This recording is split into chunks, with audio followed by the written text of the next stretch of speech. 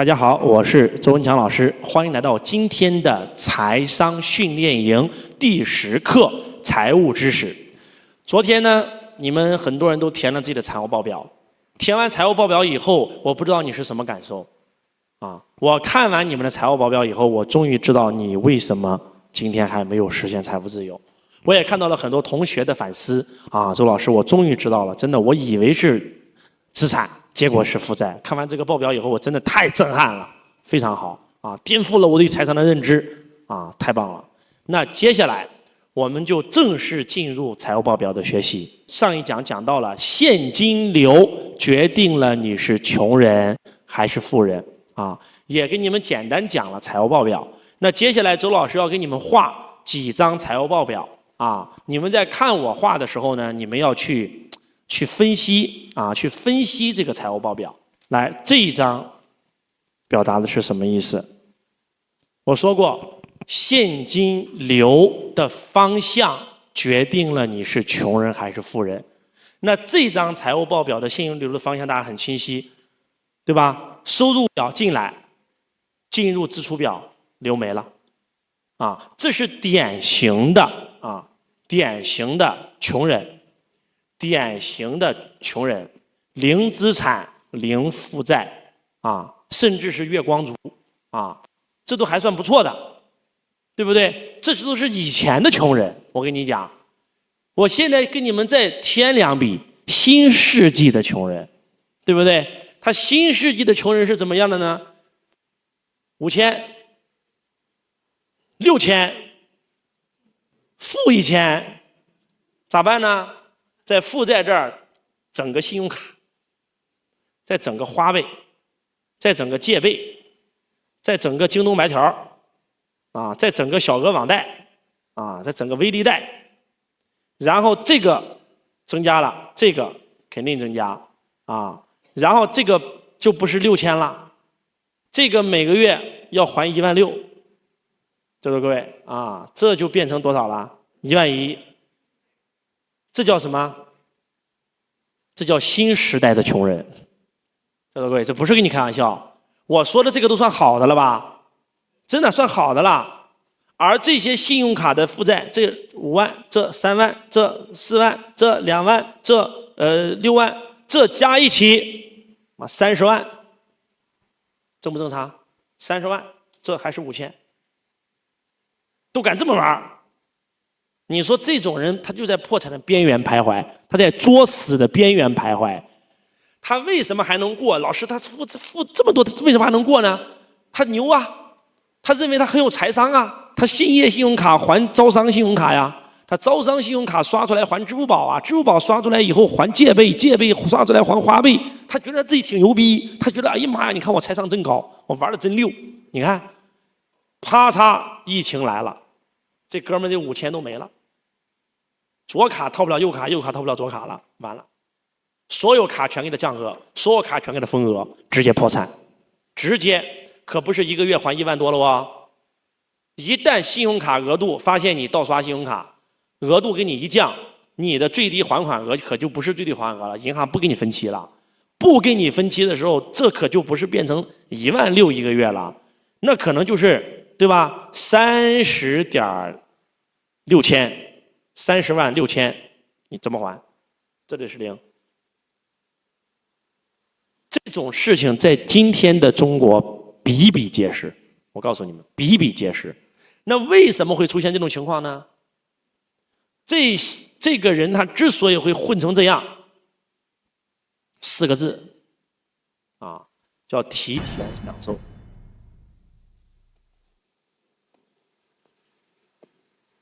叫超前享受，超前致富，没有一点财商，甚至有人他都认为我信用卡能刷出来的钱全是我的钱。我公司有一个员工跟了我8年，妈呀，刚开始赚到很多钱，1个月都能赚10几万了啊！赚到钱以后就开始消费了，拼命消费，拼命消费，拼命消费啊！不带拼命消费啊，拼命借钱啊！这个亲戚借5万，这个亲戚借5万，后来又买车。啪又买车，他为什么敢这么做呢？因为他觉得我每个月都有10几万收入啊，他觉得我现在信用卡、借呗、花呗我加一起，我将近有30多万的额度啊，对不对？觉得是有钱人了。突然有一天，这10万块钱收入没有了，他不干了，从公司辞职了，一下子发现这卡还不了了，车也被银行收走了。当时我采访他的时候，他说了这么一句话，他说：“老师，我一度有一段时间，我认为银行的钱是不用还的，我认为这30万就是我的。”当然了，现在有很多讲财商的老师讲信用卡，都是这么讲的。现在讲财商的老师有2种极端，第一种极端就是必须要减少负债，减掉你的信用卡，从今天起不要再用信用卡了，这个太过了。债务也是一种杠杆，也是可以让你富有的。还有一种极端就是信用卡的钱是不用还的，我教你们一个方法，帮你提额，而且信用卡的钱不用还，用我教你的方法可以零首付买房、零首付买车。当年的这家财商教育机构在中国那是非常大呀，但是到最后为啥会，对吧？会失败呢？就是因为他虽然讲的那个东西是通的，对不对？我可以帮你把信用卡额度从0变成100万，我也可以让你真的零首付买到房、零首付买到车。结果呢？结果是你这个现金流你已经变成负的啦。他是用那个什么方法呢？你今天你没有钱，我把你信用卡额度给你整到100万，100万以后呢，我还教你拿着100万付了个首付买了套房，其中一部分钱买了个首付付了台车，而且房子在2阶，再做抵押贷，再做装修贷，又能贷出一笔钱，然后我拿这笔钱去借给别人，别人给我高利息，我用我的高利息刚好可以还上我银行的这些负债。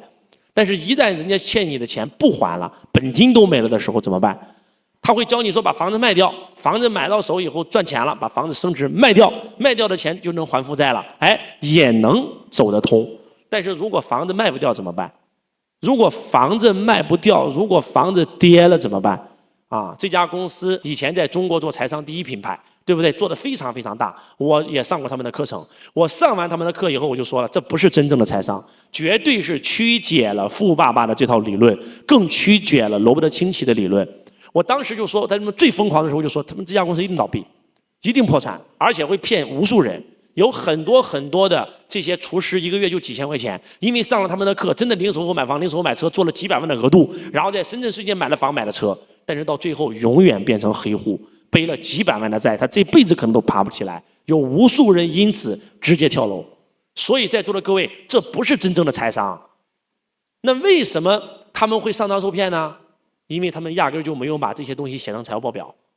如果他把这些人给他的东西写成财务报表，谁敢做？如果咱们刚才把这个财务报表做出来，你还敢借30万吗？你付30多万一个月现金流，你谁敢这么干？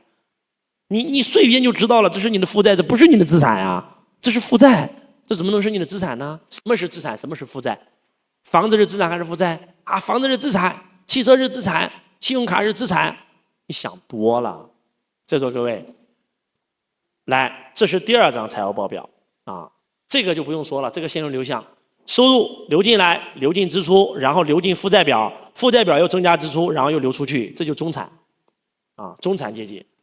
可能他的负债有房有车，但是他依然是个穷人，压力更大压力更大。一旦出现问题就会死。这个现金流向，这个表一看就知道，就只要我一看你这个流向表，我就知道你是穷人还是富人。你别装你外边再光鲜亮丽没用来，第3张表，我们真真正正要实现的，要成为这样式的，对不对？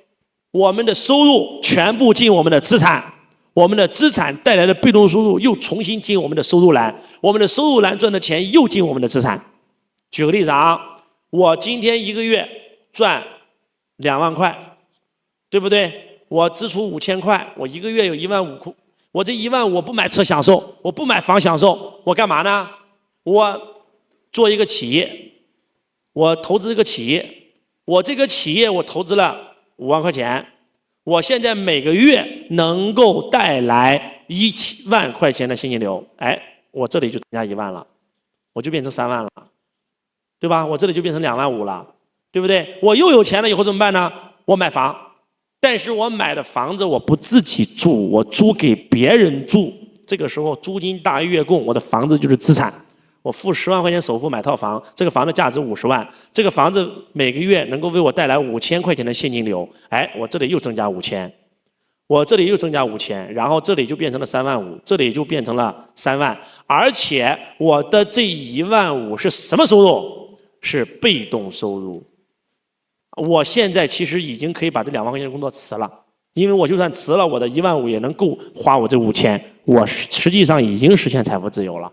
但是我为了赚更多的钱，我继续要这份工作，对不对？我赚到了，我慢慢又赚到更多钱了，我每个月有3万块钱流进口袋啊！我又攒了以后怎么办？来，我再开一家公司，对不对？我再开一家公司啊！我这个公司又给我带来了现金流，我现金流又开家公司，又带来现金流，又带来现金流，我越来越富，越来越富，越来越富。这就是富人的资产负债表。当然了，你说你要不要买负债？要。什么时候买负债？我已经被动收入一个月有10万块了，我每个月这里的收入一个月都一个月都都10几万了，对不对？我买个房，我买个车，享受一下，每个月就算我开销多2万，对不对？我这里就还是10万，对不对？那我就敢呀，那我就可以呀，这叫什么？这叫延迟享用。记住，成为富人最大的秘诀就是延迟享用。